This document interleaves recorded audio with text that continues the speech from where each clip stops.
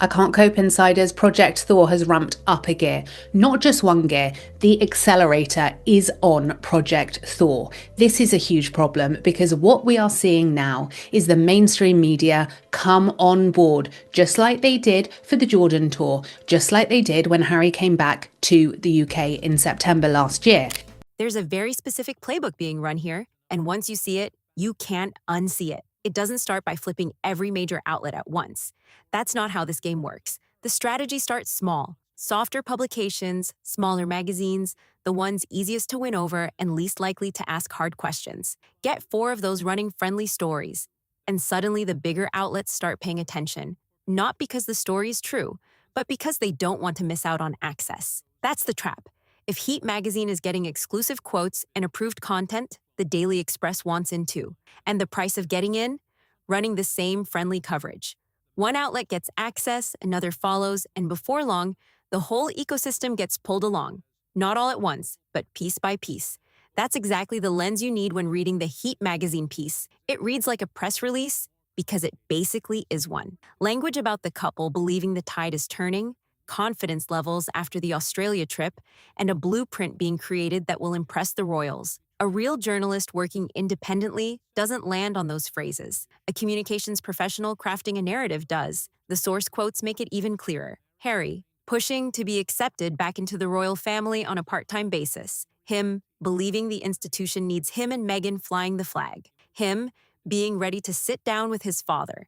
Those aren't random details. Those are exactly the messages a rehabilitation campaign needs, planted in the press. Heat magazine was the right first target, and that's no accident. It's not the Times. It's not the Guardian. It's a celebrity entertainment magazine, operating in a softer, less scrutinized space. That makes it the perfect entry point. The Times won't run a piece this favorable based on source quotes alone, but Heat will. And once Heat runs it, that story becomes part of the public record. The next outlet can reference it. The one after references both. Credibility stacks upward through the media chain, each outlet borrowing legitimacy from the last. Now look at the actual claims being pushed, because these aren't random. Harry and Meghan believe they are exactly what the royal family needs. That single framing turns a commercial tour into an act of royal service. Then there's the claim they were distracting from the Andrew scandal, positioning their Australian presence as helpful to the institution. That's a reframe so bold, it asks the audience to completely ignore the sustained damage their own public moves have caused. Damage that, by most measures, runs far deeper than anything currently connected to Andrew's situation. And that blueprint claim? Harry apparently believes he's building a groundbreaking new blueprint. That same line already showed up in Daily Telegraph sources, now being pushed again through softer media. That's not a coincidence. That's coordination. The Jordan tour gives us a clear comparison point. Coverage from approved channels during that trip was warm, carefully framed, and laser-focused on institutional connection, a masterclass in controlling the story. But not every outlet was telling the same story. Independent commentators were pulling up a completely different record, photographs tied to venue staff whose social media was loaded with controversial content, specific institutional connections the mainstream press simply chose not to touch. Both records existed at the same time. The mainstream version moved through official channels, the honest version moved through alternative ones. The gap between those two records? That's exactly what the PR operation is built to protect. Then there's the Bondi Beach outfit situation, and this one is specific. Heat magazine covers the Australia trip in detail, the children's hospital visit, the refuge lunch, the fan selfies, the outfits. Media outlets are being captured left, right, and centre by Harry and Meghan. This is a problem. What it doesn't mention is that the outfit worn at the Bondi Beach Memorial site was listed for commercial sale on an AI retail platform within hours of that visit. That's not an editorial accident. That's an editorial decision, the kind that access arrangements quietly produce. Outlets with access don't report the damaging details. Outlets without it do. It's that simple. And then there's the photographer situation, because this one matters a lot. Jonathan Brady, a royal rota photographer, was flown from London to Australia to serve as the pool photographer for what was officially framed as a private visit. That's not passive tolerance from the palace. That's active institutional involvement. Deploying a palace-approved photographer through the Press Association's established royal coverage arrangements is a completely different category from simply not interfering. Brady's presence in Australia is a signature of institutional support, one the managed narrative needs kept invisible, and one the honest record has already documented. This media capture dynamic isn't just about one tour. It shapes everything that comes next. If the rehabilitation campaign successfully pulls enough outlets into its orbit by July, the British summer return will be covered in a way that never mentions the Roy Morgan poll, the 47 paying guests, the empty barricades, or the formal complaint.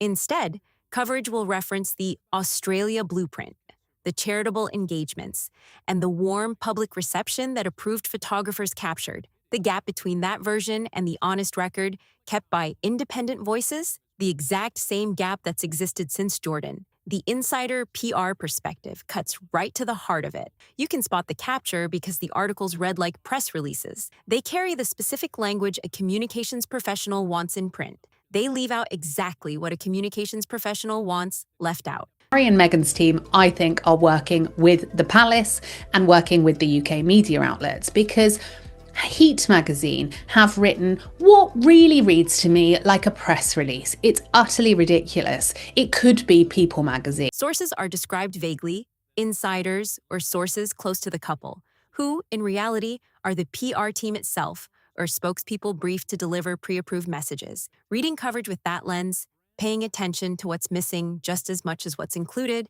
noting which outlets produce press release quality pieces versus which ones do actual independent reporting, that's the media literacy the alternative commentary space has been building for years. And the Heat magazine piece drops one more significant detail. The Australia visit was framed as a dummy run for a similar trip to the UK. This checks out, and it matches what Sussex sources told the Daily Telegraph under the more polished description of a blueprint. But Heat's version adds something the Telegraph didn't include: Harry pushing to be accepted back into the royal family on a part-time basis, him believing the institution needs him and Meghan, him being ready to sit down with his father and make that happen. Those are not the institution's goals. Those are not William's goals. Those are Harry's goals, being pushed out through a captured media ecosystem, repeated across enough outlets, hoping that sheer volume makes them sound like the likely outcome rather than one person's contested wish list. And that's exactly the long game here. Every favorable article makes the next one easier to believe. Every outlet pulled into the arrangement reduces the weight of the ones that aren't. Every repetition of the blueprint narrative makes it sound more real, more established, more inevitable. By the time Harry lands in Britain in July, the media environment may already be shaped to make that arrival feel like a natural next step, rather than the deeply contested move the honest record shows it to be. The people keeping that honest record are working without any access arrangements. We are seeing with Harry and Meghan is Team Sussex jumping in, and I believe they are, along with the palace, capturing media outlets one by one. It sounds complex, but it really isn't, because there aren't that many magazines and newspapers nowadays. And that matters. Independent commentators, citizen journalists, the ones who caught the Bondi Beach clothing listing, who spotted Jonathan Brady's byline, who counted the tables at that retreat, who talked to the disappointed fans waiting at the side entrance. They have nothing to protect and no relationships to manage. They report what's observable, and what they've documented is everything the Heat magazine piece quietly left out, available to anyone willing to look and compare. The media capture is already in motion. The blueprint has been announced through multiple channels, from the Telegraph to Heat magazine. And sitting right alongside that captured coverage, in the same information space, is the honest record, the Roy Morgan poll, the 47 paying guests, the Jonathan Brady byline, the clothing listings, the formal complaint. Both versions exist. The question is, which one people are actually reading? The PR mechanics the insider describes: feeding source quotes to magazines, arranging paparazzi opportunities, carefully building and seeding narratives. These are standard tools of the celebrity communications industry. What makes the Sussex operation stand out isn't the tools, it's the scale of what those tools are being used to defend. Regular celebrity PR manages specific incidents: a bad review, a setback, a controversy. This operation is defending an entire commercial model that depends on maintaining the appearance of royal connection without any of the institutional accountability that real royal connection requires. That's the tension the captured coverage has to hold together, and it's a delicate balance. It has to present the couple as genuinely royal adjacent, Hospitals, war memorials, approved photographers, charitable framing. Are you or are you not aware that 90% of the scandals are and have consistently been from Meghan Markle and Prince Harry and their behaviour, information they have offered up into the public domain? Meghan Markle claims she's the most trolled person in the world. This is simply not true. Meghan Markle has a very selective memory when she goes back in time and looks at how she behaved, While also presenting them as fully independent, running their own operation, free from palace oversight. The Heat magazine piece handles this through the blueprint framing. Harry isn't working within the institution.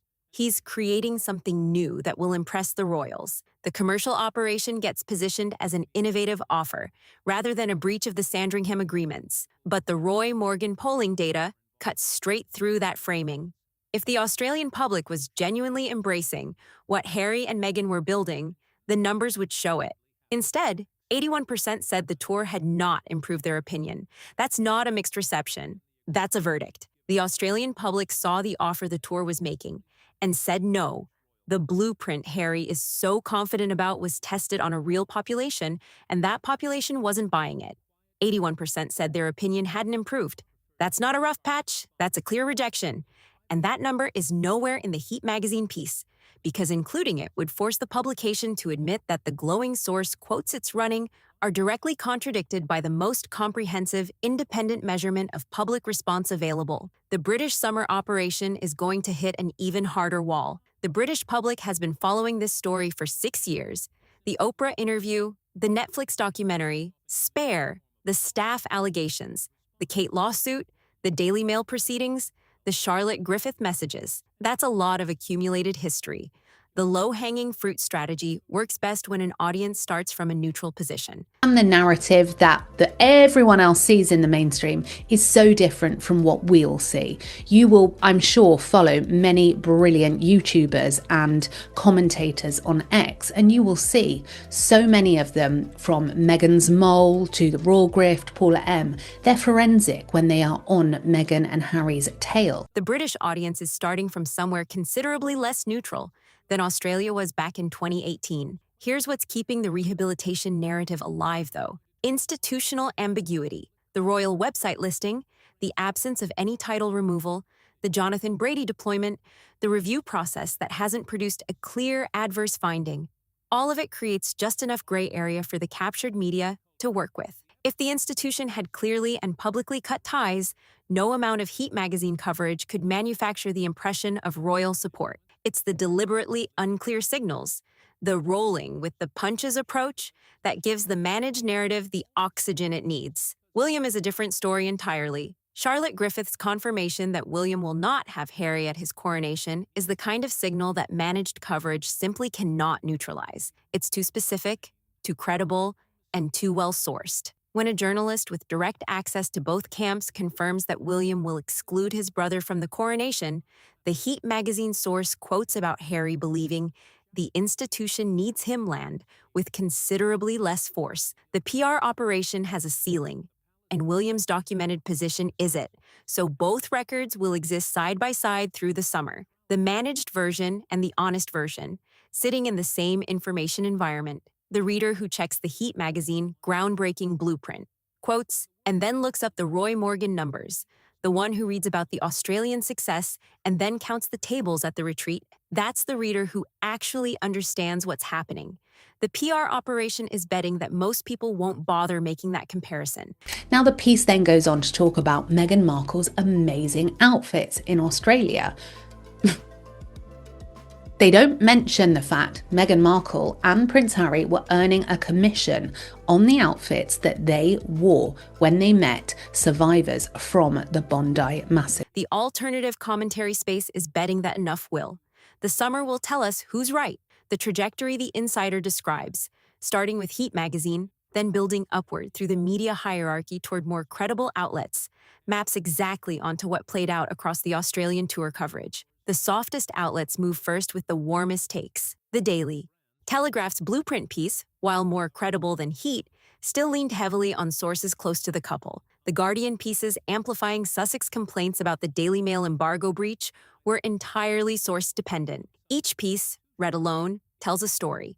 Read together alongside the Roy Morgan numbers and the Independent Record, they reveal a coordinated campaign. And the campaign's biggest vulnerability is how specific the honest record is. Heat says the public reception was incredible. The Roy Morgan poll says 81% weren't moved. Heat says Australia was a success. The empty barricades say otherwise. That gap isn't vague or debatable. It's measurable. The managed narrative only survives if the audience never puts those two things next to each other. That's exactly what the alternative commentary space keeps doing, making that gap impossible to ignore. Jordan, Ukraine, Australia, the same pattern every time. Mainstream coverage warmer than the facts warranted, the honest record quietly documenting the difference, and the narrative rolling forward toward the next engagement. The Jordan photographs connecting venue staff to controversial social media content were caught and documented by citizen journalists and almost completely ignored by mainstream coverage. The Ukraine engagement required serious institutional coordination. Well, I brought to you yesterday the fact that the Royal Rota photographer, or one of the Royal Rota photographers, was deployed to go over to Australia. So I think you'll find actually it's one big club, and yet again, the public are not being given transparency. A British former royal doesn't just show up to an Invictus event in an active conflict zone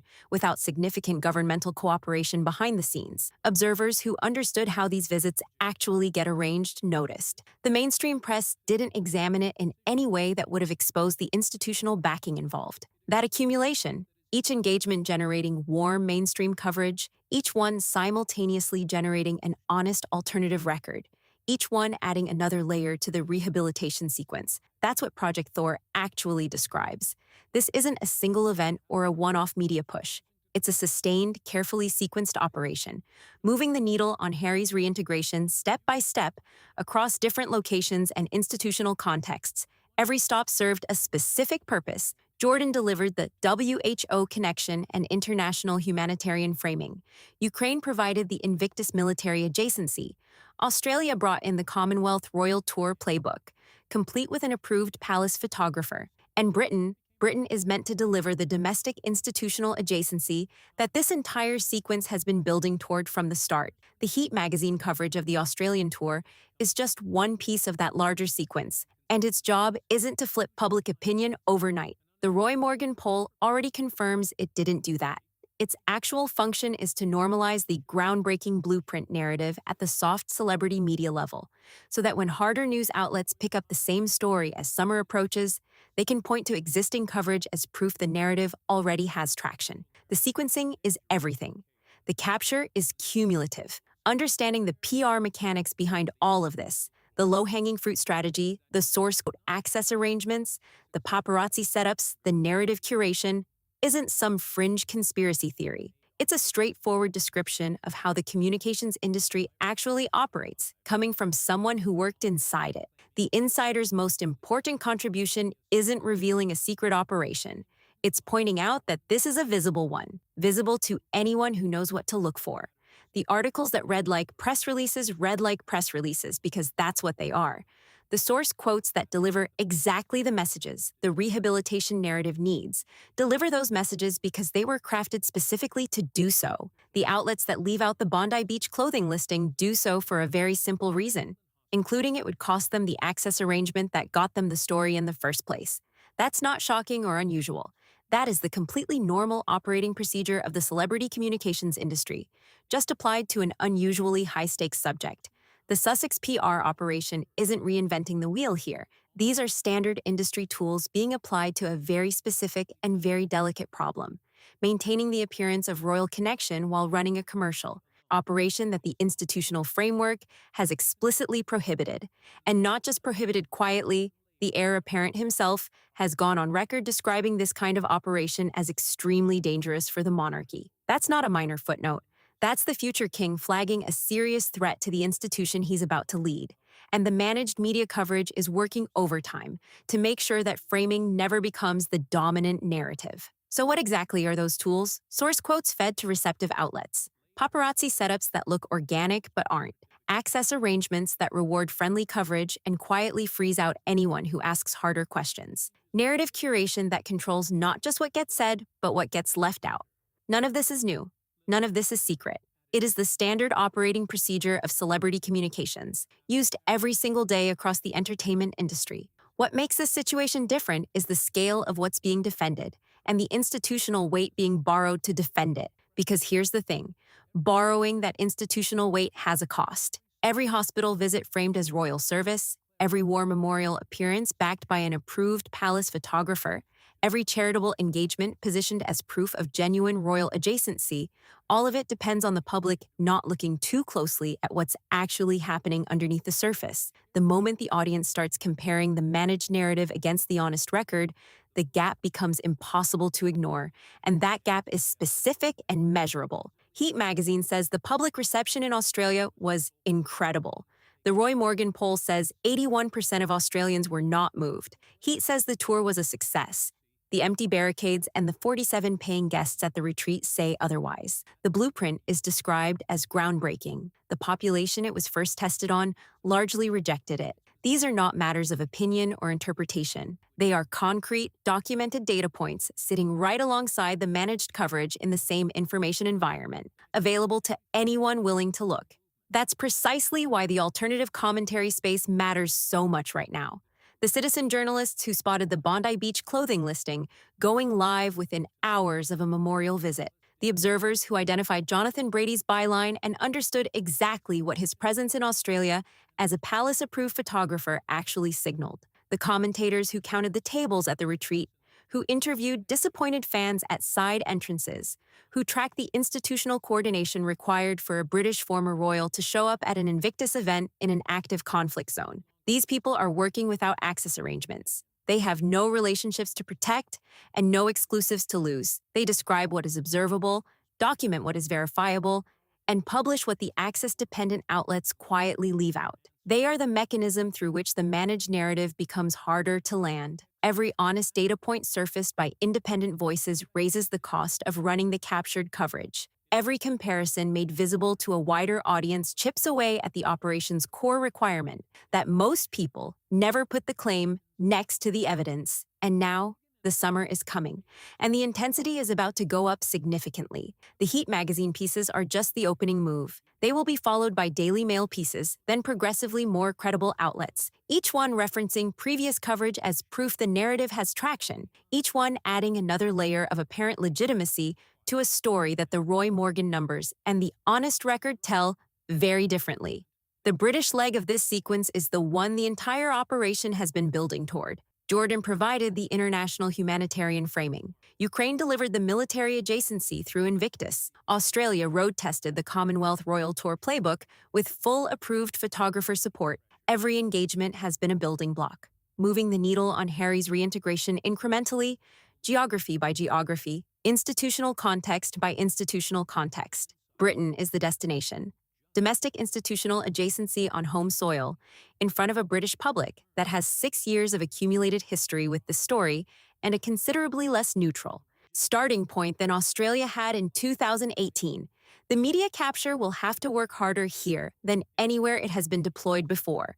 The British public lived through the Oprah interview, the Netflix documentary, Spare, the staff allegations, the legal proceedings, the Charlotte Griffith messages. That's not a blank slate. That's a public with a detailed and largely negative prior assessment already locked in. The low-hanging fruit strategy depends on audiences starting from somewhere relatively neutral. Britain is not that audience. And then there's William, the one variable in this entire operation that the managed narrative genuinely cannot neutralize. Charlotte Griffith's confirmation that William will not have Harry at his coronation is too specific, too credible, and too well-sourced to be softened by any number of Heat magazine source quotes. When a journalist with direct access to both camps confirms that William will exclude his brother from the coronation, the narrative about Harry believing the institution needs him hits a very hard ceiling. The PR operation can shape a lot of things. It cannot shape William's documented position. So both records will sit side by side through everything that follows.